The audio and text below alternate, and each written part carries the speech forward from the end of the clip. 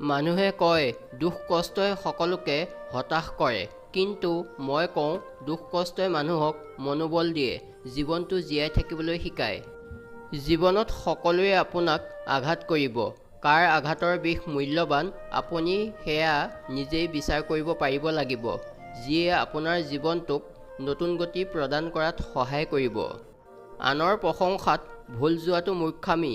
নিজেই নিজৰ মনত সুন্দৰ হওক, পবিত্ৰ হওক। প্ৰিয় মানুহজনে যদি অভিমানৰ ভাষাটো বুজি পালে হয়, তেনেহ'লে হয়তো আৰু কোনো সম্পৰ্কত বিচ্ছেদ নহ'ল হয়।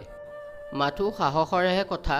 আমাৰ প্ৰত্যেকৰে জীৱনত কিছুমান এনেকুৱা কাহিনী থাকে, যাৰ অন্ত আমি নিজেই থিৰাং কৰোঁ। সদায় সত্যবাদী মানুহৰ লগত বন্ধুত্ব কৰা উচিত, কিয়নো সেইসকলে ভাল দিনত মূল্যৱান সম্পদ আৰু বেয়া দিনত প্ৰতিৰক্ষক হৈ থিয় দিয়ে। তৰ্কতকৈ নীৰৱতা ভাল, প্ৰতিশোধ লোৱাতকৈ বাট সলাই চলা ভাল, আৰু স্বাৰ্থপৰ মানুহৰ লগত দূৰত্ব বজাই ৰাখি অকলে চলা অনেক গুণে ভাল। আৱেগৰ পথত নচলি বিবেকৰ পথেৰে চলিবলৈ শিকা। দেখিবা তুমি তোমাৰ জীৱনটো সুন্দৰকৈ গঢ় দিবলৈ পাৰিছা, কাৰণ পৃথিৱীৰ শ্ৰেষ্ঠ আদালত হৈছে মানুহৰ বিবেক। গছৰ পাত সৰাৰ আগতে ৰং সলনি হৈ যায়, আৰু মানুহ সলনি হৈ যোৱাৰ আগতে তেওঁৰ কথাবোৰ ৰস নোহোৱা হৈ যায়। আপুনি সঁচাকৈয়ে যি কৰিব বিচাৰে সেয়া কৰিবলৈ চেষ্টা কৰাটো এৰি নিদিব। য'ত প্ৰেম আৰু অনুপ্ৰেৰণা আছে, মই নাভাবোঁ যে আপুনি ভুল হ'ব পাৰে। বিপদৰ সময়ত সহায়ৰ বাবে মানুহ খুব কম আহে, কিন্তু বদনাম কৰিবলৈ বেছিভাগেই সাজু থাকে। পিছে আনৰ পৰা নহয়, নিজৰ চিনাকি যাক আপোন মানি লোৱা হয়, সিহঁতে কৰে বদনামৰ আৰম্ভণি।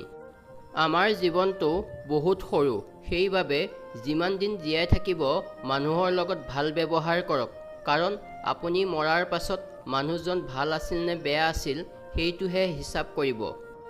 জীৱনলৈ সফলতা অহাৰ আগতে কিছুমান সাধাৰণ পৰাজয় আহিবই, কিন্তু সেই পৰাজয়কে শেষ বুলি নাভাবি সংঘৰ্ষ কৰি গ'লেহে সফলতা আহে। পৰিস্থিতি সলনি হয়, আপোনজনেও এৰি গুচি যায়, কিন্তু জীৱনটো থমকি নৰয়। জীৱনে নিজৰ গতিত আগবাঢ়ি গৈ থাকে।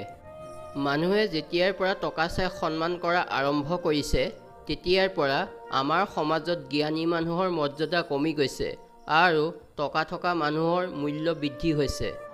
ল'ৰা হোৱা ইমান সহজ নহয়। এখন ঘৰ বনাবলৈ এখন ঘৰৰ পৰা আঁতৰি থাকিব লাগে।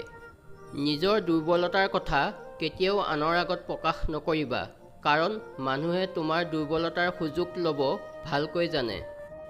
এইখন সমাজত আনৰ ভুল বা দুখ খুচৰি সমালোচনা কৰা মানুহ বহুত পাব, কিন্তু আনৰ ভুল দেখিলে শুধৰাই দিয়া মানুহ খুব কমহে পাব। আনৰ চৰিত্ৰ ভাল বেয়া বিচাৰ কৰিবলৈ যোৱাৰ আগত নিজেই কিমান ভাল বেয়া সেইটো বিচাৰ কৰক। কোনো মানুহক কেতিয়াও উপলুঙা নকৰিবা, কাৰণ ভৱিষ্যতে কেতিয়াবা হয়তো তুমি তেওঁৰ ওচৰতে হাত পাতিব লগা হ'ব পাৰে। কষ্ট কৰি পোৱা সফলতাই মানুহক চৰিত্ৰৱান কৰি তোলে, আৰু নভবাকৈ হোৱা সফলতাই মানুহক অহংকাৰী কৰি তোলে। মানুহ দুটা কাৰণতে সলনি হয়, বিশেষ কাৰোবাক পালে আৰু বিশেষ কাৰোবাক হেৰুৱালে। টকা থাকিলে ভালপোৱা, বন্ধুত্ব, আপোনজন, প্ৰিয়জন সকলোৱে তোমাৰ খবৰ ল'ব। টকা নাথাকিলে খবৰ লোৱাটো দূৰৰ কথা, কোনোবাই চিনি নোপোৱাৰ ভাও ধৰিব।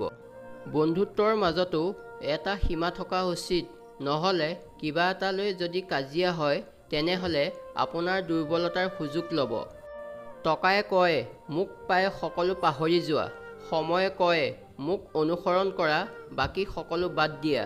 ভৱিষ্যতে কয় মোক লৈ বেছি ভবা, বাকী সকলো এৰা।